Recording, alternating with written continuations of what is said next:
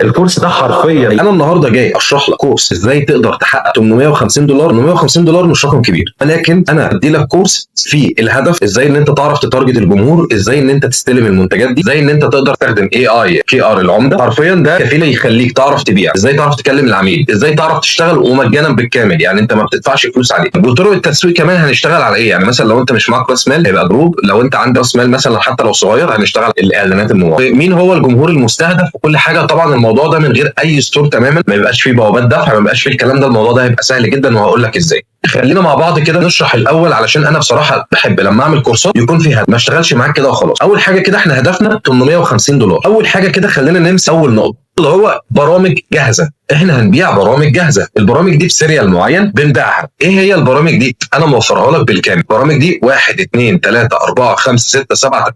البرامج دي بتستخدم في ايه؟ بتاعه ماركتنج، اللي بيستخدمها اصحاب الشركات الصغيره اللي هي الستارت اب. عندك شركات كتيره جدا بتستخدم الحاجات دي، حتى العقارات، وهنتكلم عنها مين هو الباير بيرسونا ومين هم العملاء اللي هيشتروا منك المنتجات دي. عندك كمان هنا شرح ليها كامل، فانا موفر لك الموضوع ده ما تقلقش. نيجي على طرق التسويق، لا هنيجي بس اي كي ار العمده اللي احنا اتكلمنا عنه، اللي هو المدرب الشخصي وفي نفس الوقت التوجيه ودعم. مدرب شخصي يعني انت بتتكلم مع بوت عارف انت بتبيع ايه، تشتغل ازاي، كل حاجه بشكل متكامل انا بوفرها لك. يعني ممكن يساعدك في الاعلانات، هيساعدك ان انت ترد على العميل ازاي، وكمان كفيل ان هو يدي لك كورس كامل. طبعا الكلام ده شات، ده طبعا كاستم جي بي تي. نيجي على توجيه ودعم، ان انت لو محتاج تستفسر عن اي حاجه هو بيساعدك. بقول لك انت مش محتاج انك تتعلم مهاره، انا بوفر لك كل حاجه بشكل مكتمل. نيجي على طريقه التسويق، طبعا في جروبات كتير جدا ممكن تشتغل عليها، مثلا جروب اسرار الاعلانات المموله، جروب ماركتنج ايجيبت. فطبعا انت ممكن تبيع لهم البرامج دي، وناس كتيره جدا يتمنى ان هم يستخدموا البرامج، لان البرامج دي هتزود هنا في الاعلانات المموله. احنا هنعمل اعلانات على فيس وانستا بس، مش هنعمل اي حاجه ثانيه، هو بس فيس وانستا. كده انا فهمتك الهدف بتاع المنتجات دي. المنتجات دي تبقى منتجات تسويق. تعال نشوف المنتجات دي عباره عن ايه الاول، علشان خاطر نعرف احنا بنشتغل ازاي. طيب اول حاجه كده المنتجات دي هي ايه؟ المحتوى. عندك واتس سندر تيربو برو اللي هو انتي بلوك، في ناس بتستخدمه في الارسال الجماعي لو هم عندهم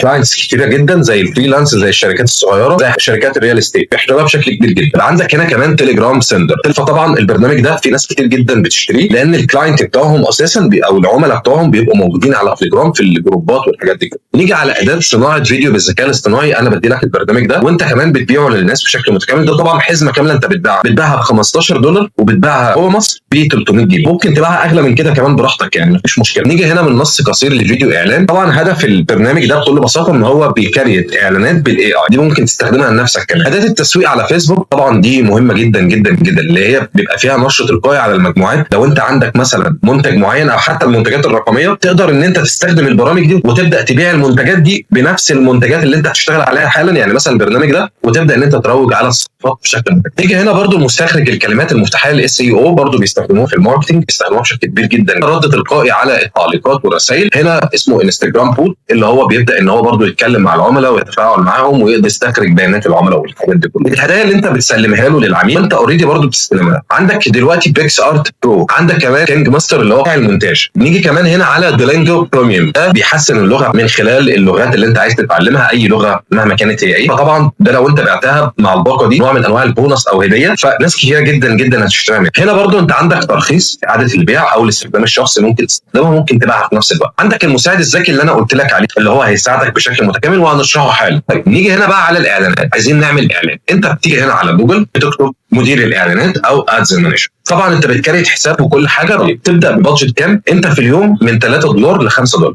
مش اكتر من كده ولا اقل من كده. 5 دولار كويس جدا. لو انت هتعملها البادجت بشكل كامل في الاسبوع مثلا، ممكن تعملها ب 35 دولار او ممكن تعملها ب 40 دولار او 45 دولار بس. في مصر انت بتعملها ب 600 جنيه في الاسبوع، حد كويس جدا. لو انت هتعملي ديلي بادجت، يعني هتعمل ميزانيه في اليوم بس، يبقى 150 جنيه، لان اليوم مختلف عن الميزانيه لو هي اسبوع كامل. نيجي على الحملات الاعلانيه. طبعا احنا شرحنا الموضوع ده بشكل متكامل ازاي تعمل اعلان. فطبعا احنا هنعملها هدفها المبيعات، الناس اللي هي فعلا مستعده انها تشتري. احنا كده بنكريت الكامبين بتاعي. اول حاجه هنا اسم الحمله، انا هكتب طيب انا كتبت منتجات رقميه تسويق على سبيل المثال عشان افتكرها بعدين. ننزل تحت يقول لك ميزانيه الحمله الاعلانيه، وعندك هنا ميزانيه المجموعه الاعلانيه. اقول له ميزانيه المجموعه الاعلانيه ليه؟ لان انا هعمل اعلان واحد بس، كامبين واحد بس. انا عارف ان الكامبين ده هينجح، مش محتاج ان انا اعمل تيست اصلا لان انا عملت اعلانات قبل كده عليه. ننزل هنا تحت شويه مش هتلاقي اي حاجه، خلاص انت مش هتحتاجها اول صفحه. طبعا انت عندك هنا خطوه وهنسميها برده منتجات رقميه. ننزل بقى على الكونفرجن اللي هو التحويل. احنا هنعمل الاعلان. طبيعي انت ما عندكش ستور، ما عندكش متجر ولا عندك بوابات دفع، فانت هتعمل ايه؟ بكل بساطه هتعملها وجهات الرسائل. يبقى الكونفرجن بتاعك هيبقى مسج، رسائل بس، مش محتاج ان انت تعمل حاجه ثانيه. العميل هيخش يتواصل معاك، هتقول له العرض اللي انت مقدمه له، بعدها يشتري منك. موضوع سهل جدا. وبرده لو انت عندك متجر وانت لسه جديد بلاش تبيع على المتجر. لو انت معاك بادجت قويه تمام، لكن لو مش معاك بادجت قويه خليها رسائل، نصيحه اكتر.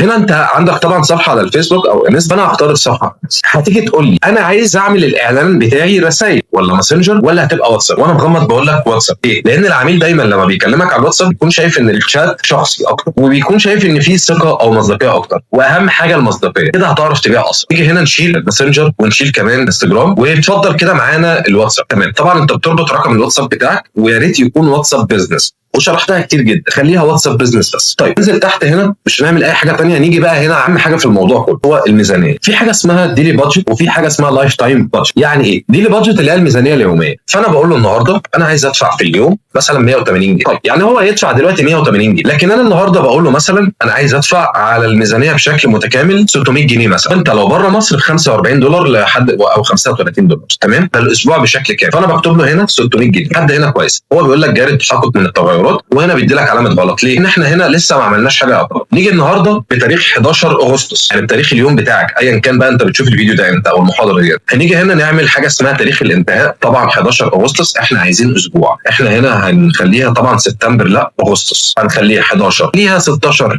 5 ايام. حلو جدا 5 ايام مش وحش. اصبح ان المشكله اتحلت خلاص. قال لك ماشي 600 جنيه كويس قوي. ركز قوي في الجزئيه دي عشان مهم قوي قوي صدقني، هي دي اللي هتجيب لك المبيعات. احنا هنا عندنا اول جزء خلاص، احنا حطينا الميزانيه وعرفنا هدف الاعلان ان هو كونفرجن مسجز مبيعات. تحت في الجزء المهم ان احنا هنتارجت مين. انا بحب دايما لما اعمل كورس اعمله منظم وفي هدف ورا الكورس ده، ان انا اخليك تعمل مبيعات. الشركات الصغيره اللي هي الشركات اللي لسه بتبدا، الشركات اللي هي الستارت اب المبتدئه، فاحنا عايزينهم يشتروا مننا المنتجات دي حافز ان هم يزودوا مبيعاتهم، لان البرامج دي هدفها ان هم يزودوا مبيعاتهم من غير ما يدفعوا فلوس كتير في الاعلان. نيجي هنا على الفريلانسر او صناع المحتوى. فريلانسر او صناع المحتوى زي حالتك كده ممكن تكون بتشتغل فريلانسر، او انا برضو ممكن اكون بشتغل ويب ديفلوبر او ايا كان. بحتاج المنتجات دي البرامج دي بشكل عام، لان البرامج دي تسويقيه ان انا اقدر اسوق وابعت رسائل دلوقتي. طيب صناع المحتوى برضو بيحتاجوها، هم عندهم كورسات او هم بيروجوا لخدمه معينه زي الاستشارات وكده، فبيحتاجوها برضو. شركات العقارات مهمه جدا جدا، عقارات غاليه جدا جدا جدا، فبيحتاجوا ان هم يوصلوا لكم كبير جدا من العملاء، فالبرامج دي بتفيدهم بشكل كبير جدا. اصحاب المشاريع زي مثلا واحد لسه فاتح بيج جديده مش معاه ميزانيه كبيره، هو محتاج البرامج دي علشان خاطر يتواصل مع العملاء ويستفاد من الموضوع ده بشكل عام. احنا كده فهمنا مين الناس اللي احنا هنستهدف بشكل عملي. شوف يعني انا دلوقتي مقسم الكورس خطوتين. الخطوه الاول بنفهم احنا هنتارجت مين وهنشتغل ازاي والهدف، وبعدها بنخش على الشغل العملي. اول حاجه كده انا قلت خلاص انا حطيت الوقت. تيجي هنا ادفانتج بلس. ده يعني ايه؟ ده يعني انت كده بتخلي الكامبين بتاعتك تشتغل بالذكاء الاصطناعي. وانا لا انصح حساب الاعلان، يعني حساب الاعلان طالما هو جديد ومش فاهم هو مين هو جمهورك، فهو بيخش في مرحله اسمها ليرنينج، فهو لسه ما يعرفش مين الجمهور بتاعك،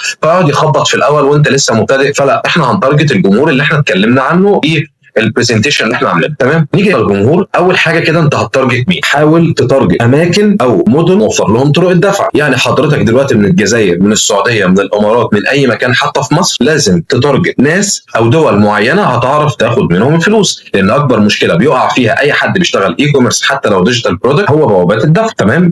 فموضوع البيمنت ده بيبقى صعب جدا جدا. فانت يا اما يكون عندك بوابات دفع او طريقه تعرف تاخد منهم الفلوس بتاعتك اللي هو حق المنتجات. تمام. لو مش هتعرف خلاص تارجت الناس اللي انت بامكانك تعرف تسحب منهم الفلوس بتاعتك اللي هي حق المنتج هم اشتروها منك. نيجي هنا لو انا هتارجت مصريين، فبكل بساطه المصريين طبعا احنا طبعا كتير جدا ما شاء الله يعني، فانا طبعا صارت بادجت قليله. تمام. لكن انا النهارده مثلا هتارجت مصري، خلاص بتارجت مصريين زي ما انت شايف المدن فقط. طيب لو انت برضو الميزانيه بتاعتك قليله جدا ممكن تعمل ايه؟ ممكن تكتب هنا مثلا محافظه، هنا محافظه القاهره، فانت بتستهدف محافظات. يعني مثلا القاهره، اهليه، عندك دمياط، والناس دي فعلا مستعده ان هم يشتروا منك. بس انا عامه هخليها على مصر. ننزل هنا تحت شويه عرض المزيد من عناصر التحكم، هتلاقي في حاجه اسمها اقتراحات الجمهور، فدي مهمه جدا اقتراحات الجمهور. ولكن خلينا نشوف كده عرض المزيد من التحكم موجود ايه. موجود هنا الحد الادنى للعمر، احنا هنتارجت من سن كام لسن كام. هنا بقى احنا هنستعين بمين؟ هنستعين بشات جي بي تي اللي هو الكاستم جي بي تي اللي انا موفره لك اللي هو اسمه كي ار العمر. ده مكانه فين؟ انا بوفره لك فري ما تقلقش. يعني نكتب له مثلا هنا انا كده قلت مساء الخير، محتاج منك تعرفني المنتجات دي من سن كام لكام لو هعمل اعلان. فهو بيقول لك هنا من سن 21 سنه ل 40 سنه، ده الرينج اللي فيه اصحاب بزنس. هنا برضو خارج مصر من سن 23 ل 45، حلو جدا. فانا هنا هلعب على المضمون، يبقى من سن 25 لحد سن 45. هنا على السن هنخليها زي ما قلنا 25. احنا هنا بقى محتاجين نعمل ايه تاني؟ نيجي هنا على استبعاد الجمهور او كل اللغات. لا، احنا مش محتاجين كل ده، احنا محتاجين بس نيجي على اللغات. احنا نعملها اللغه العربيه.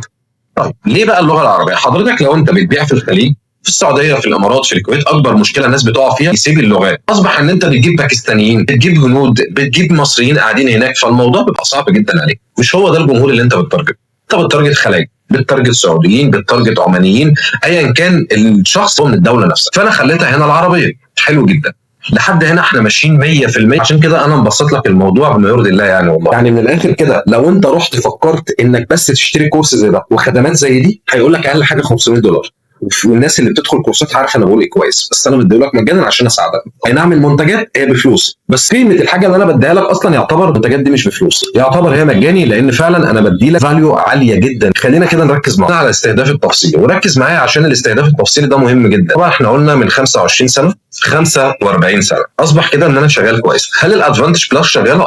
فدي مشكله احنا عايزين نقفلها عشان الذكاء الاصطناعي. ماشي، هنستهدف مين؟ زي ما انا قلت لك هنا ايه؟ قلت لك شركات صغيره، فريلانسر، شركات العقارات، اصحاب المشاريع. طيب زي ما انت شايف التسويق على وسائل التواصل الاجتماعي ده احنا هنتارجته. عندك هنا برضو الشركات الصغيره، هتلاقي في هنا اعلانات في التسويق. الاعلانات برضو مهمه. كل دي بتبقى اصحاب بزنس، ناس اصحاب بزنس بتشتغل او فريلانسر فعلا بيشتغلوا وهم عايزين يزودوا مبيعات لاصحاب البيزنس دول، فبيلاقوا اي طريقه علشان خاطر يزودوا المبيعات. فانت كده بتلعب بذكاء وبتعرف تتارجت ناس صح. وعلشان خاطر برضو ما يقعدوش يقولوا لك ايه البرامج دي، لا هم فاهمين البرامج دي كويس، فانت بتبيع لهم حاجه معروفه اصلا. فاحنا ننزل تحت هنا على الشركات الصغيره، مهمه جدا جدا جدا. الشركات الصغيره اللي انا قلت لك عليهم ستارت اب، زي ما انت شفت كده عندك في كانفا قلت لك ايه؟ شركات صغيره. طيب ننزل هنا تحت، خلاص احنا مش محتاجين حاجه ثانيه كده، كفايه قوي. هنعمل ايه؟ تحديد المزيد. طيب في تحديد المزيد هنا بيقول لك يجب ان يطابق. يعني ايه اصلا يجب ان يطابق؟ يعني انا النهارده تارجت الناس دي، طب هل الناس دي عندهم القدره الشرائيه؟ لا. طب انا عايز اجيب ناس عندها قدره شرائيه، فانا هعمل ايه؟ هكتب المتسوقون المتفاعلون. ده يعني ايه؟ ده يعني الناس فعلوا مع الاعلانات وبيبداوا ان هم يشتروا. تمام. فهو سلوكهم كده، السلوك بتاعهم ان هم الناس دي بتتفاعل مع الاعلانات وبيقدروا ان هم يشتروا اونلاين عادي جدا، ما عندهمش مشكله. نيجي هنا برضو على كذا حاجه زي مسافرون دائمون، برضو مهمه. لكن في حاجه مهمه جدا، في ايضا انت ما ينفعش نستخدم الانترست اللي هو الاهتمامات. لا، المهتم ده هو مهتم بس ما عندوش القدره الشرائيه. لكن السلوكيات اللي هو البي هافرز، فانا عندي سلوك ان انا بشتري اونلاين، فاصبح ان انا فعلا اقدر اشتري منك المنتج ده او الخدمه. طيب مسافرين دائمون، ده واحد بيسافر مع القدره الشرائيه ان هو يشتري ده. نيجي هنا ننزل تحت على المواضيع. طبعا احنا مش محتاجين المواضيع دي في اي حاجه خالص. ان هي تكون ادفانتج بلس، اللي هي بتشتغل بالاي اي حاجه فيها اي ما تشتغلش بيها خالص طول ما انت لسه في البدايه. الاجهزه طبعا احنا هنعملها بس واي فاي. ليه واي فاي؟ لان بكل بساطه الناس اللي قاعده على الواي فاي هي ناس في هدوء بتسكرول في الشغل، ما عندهمش ضغط اي حاجه، فالموضوع بيبقى سهل بالنسبه. لكن لو هو داتا اكيد هو ماشي في الشارع او هكذا من الامور دي كلها، فالموضوع بيبقى صعب عليه. فاحنا برضو بنعمل احتماليات اللي فعلا الناس تكون قاعده في مكان هادي علشان خاطر يبداوا ان هم يتواصلوا معانا. نيجي هنا على المنصات، ودي مهمه جدا جدا علشان ما تحرقش بادجت على الفاضي. انت هتشيل ماسنجر، هتشيل اودينس نتورك، هتشيل السيرفيس. الثلاثه دول انت بتشيل بس كده. انت محتاج فيسبوك وانستا، ولو انت بتتارجت في الخليج ما تستخدمش فيسبوك خالص. لو استخدمت فيسبوك هيجيب لك استانيين بقى، في هنود، في مصريين. فانت عايز تتارجت الشخص اللي هو من الدوله نفسها، مش واحد مغترب. نيجي هنا على عناصر التحكم كده تمام قوي. هنعمل ايه تاني؟ هندخل على الصفحه الثالثه. نيجي هنا على المبيعات، دي اخر حاجه، الكرييتيف والكوبي. طبعا الموضوع ده سهل جدا، انا موفره لك، ما تقلقش. موفره لك ازاي؟ زي ما انا قلت لك البوت اللي احنا هنشتغل عليه حالا، وركز جدا في الكلام اللي انا هقوله ده. طيب اسم الاعلان زي ما قلت لك برده منتجات. طيب خلاص عشان افتكرها، منتجات رقميه، تسويق، خلاص كده. هنا في الاخر خالص انشاء اعلان. انا هنا عايز انزل فيديو يكون الفيديو ده فعلا يشد العملاء، فطبيعي الفيديو ده لازم يكون فيديو قوي جدا، فانا بوفره لك فري. اهم حاجه في التنص هتعملها مرن، اللي هي فليكسبل، علشان خاطر لو هتضيف مثلا 10 فيديوهات او 10 صور، فيبدا ان هو يشوف ايه الفيديو اللي متفاعل مع الناس ويبدا ان هو يثبته ويبدا يشيل باقي الفيديوهات اللي انت حاططها اللي هي ما جابتش. نيجي هنا بقى على تصميم الاعلانات. نيجي هنا نختار الفيديو بتاعك. فانا طبعا هنا اخترت فيديو معين. النص الاساسي اللي هو الكابشن اللي احنا هنضيفه او الكوبي هنكتب ايه، وعندك هنا العنوان وعندك هنا الوصف. طب احنا نعمل ايه؟ نقفل بس الاول ادفانتج بلس دي، اي حاجه بالاي اي زي ما قلت لك اقفل. انا بقى نتكلم مع البوت ده وركز معايا، الكلام ده مهم قوي. انا هكتب له هنا ايه؟ انا هنا كتبت له عايز كوبي احترافيه، وركز في الكلام ده مهم جدا. كوبي احترافيه تبيع بشكل قوي في هوك وفاليو. هوك ده يعني اللي هو اول 3 ثواني او اول 3 سطور مثلا بيشوفها الكلاينت، او اول سطر عامه بيبدا ان هو يتشد للمحتوى بتاعك فيبدا يقرا باقي الفاليو اللي هو الباكج اللي انت بتقدمه بشكل عام. بعدها هنا المحتوى قوي عن الباكج اللي بوفره، وانا من مصر لازم تعرفوا ان انت من مصر، ولازم تعرفوا ان انت مثلا هتبيع في مصر بالسعر المصري. فلو انت في المغرب في السعوديه في اي مكان هو عارف انت هتبيع بكام، فيبدا ان هو يقول ما تقلقش انا مبرمجه على كل حاجه او مفهمه الدنيا يعني. يقول لك تمام هنا عندك النص فمقترح، عايز تزود مبيعاتك وتختصر الوقت دلوقتي مع باكج التسويق في مصر هتاخد كل ادواتك تسويق مفتاح مش عارف كل حاجه هو قايل لك عليه. السعر دلوقتي 299. الهيدلاين هنا اللي هو العنوان باكج تسويق مدى الحياه بخصم 75%. انا هاخد الكلام ده العنوان هنا، ننزل تحت شويه في الديسكربشن فنبدا هنا ناخد الكلام ده اللي هو في الوصف، ننزل هنا تحت في الوصف ونعمل كده. نيجي هنا ننزل تحت نسخه ثانيه تعبت من التسويق مش عارف ايه، الكلام ده كله مهم جدا جدا. فهو بياخد الكلام ده، بس انا هنا برضو ممكن اقول له بيقول لك ايه مفيش بيزنس بينجح وفي كل حاجه مكتمله. فاحنا نعمل ايه؟ هناخد الكلام ده كله لغايه هنا بناخده كوبي، وبعدها بنيجي هنا في الاخر خالص بنبدا ان احنا نضيفها مره ثانيه.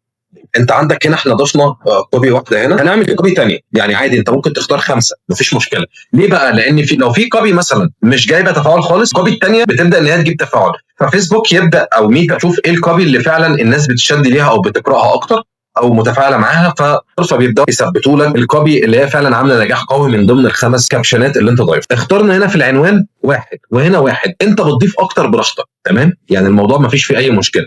ننزل هنا على قوالب جاهزه. يعني ايه؟ يعني الراجل دلوقتي داخل يكلمك على الواتس، دي بقى مهمه، دي قصه مهمه جدا. هتعمل ايه معاه؟ هتقول له ايه؟ هو هيقول لك ايه؟ فانت هنا ممكن تخصص له رساله سريعه زي هنا النص مثلا مساء الخير، مساء الخير بوفر لك برامج تزود لك دخلك بدون اي تكاليف اضافيه. ويشوف الرساله دي فين؟ هيشوفها هنا زي ما انت شايف كده. طيب مرحبا، هل يمكنني الحصول على المزيد؟ بلاش الشغل ده. طب هنا تفاصيل. طيب انا كتبت هنا ايه تفاصيل؟ هتظهر له هنا تفاصيل. هتقول لي طب ليه انا كتبت كلمه تفاصيل؟ لان هو العميل دلوقتي من منظوره شايف ده على الواتس، فبيعمل ايه؟ بيضغط سبميت على طول من غير ما لسه يكتب لك تفاصيل، علشان خاطر بس تضمن ان هو يبعت لك رساله. فاصبح ان لو ناس كتير بعتت لك رسائل فاصبح ان البادجت ال 600 جنيه ولا ال 35 دولار ما تصرفش كتير، فاهم؟ فهي دي الفكره كلها. احنا كده اشتغلنا صح 100%. فلما الرسائل تكون كتيره جدا هتحقق مبيعات اكتر، لان انت طبعا شغال مسجز مش شغال كونفرشن يعني، فالكونفرشن طبعا موضوع تاني خالص. احفظ هنا الالف. طيب انا المفروض اعمل ايه او ايه الخطه اللي بعد كده المفروض اعمل؟ انا هبدا اعمل صفحه خلاص كده انجزت الاعلان بتاعي، ولكن لسه طالما انا قلت لك ان انا هعمل كورس يبقى هعمل لك كورس محترم. هنا بقى الفلو اب مسجز، انا هنا هكتب لشات جي بي تي، ودي اهم من الاعلان واهم من المنتج واهم من اي حاجه. وللاسف ناس بتاخد كورسات وما بيعرفوش يتعاملوا مع العملاء، يعني يوصلوا للعميل وتعمل وتسوي في الاخر ما تعرفش تبيع. وحتى اصحاب بيزنس برضه للاسف يعني.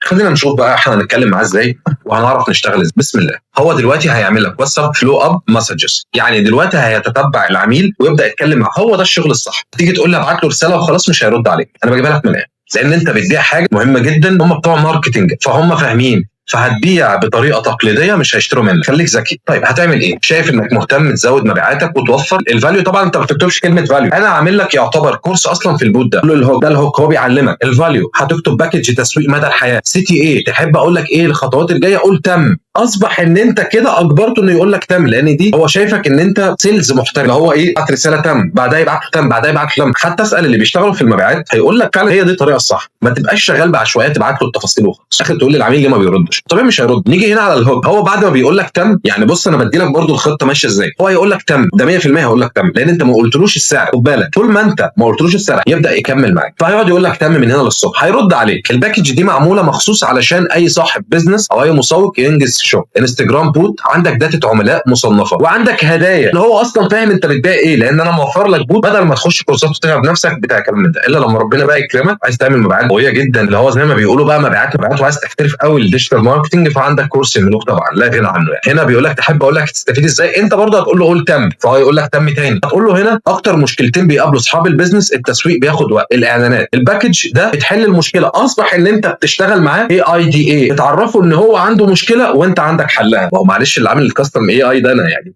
اكيد طبعا هعمل لك حاجه جامده جدا.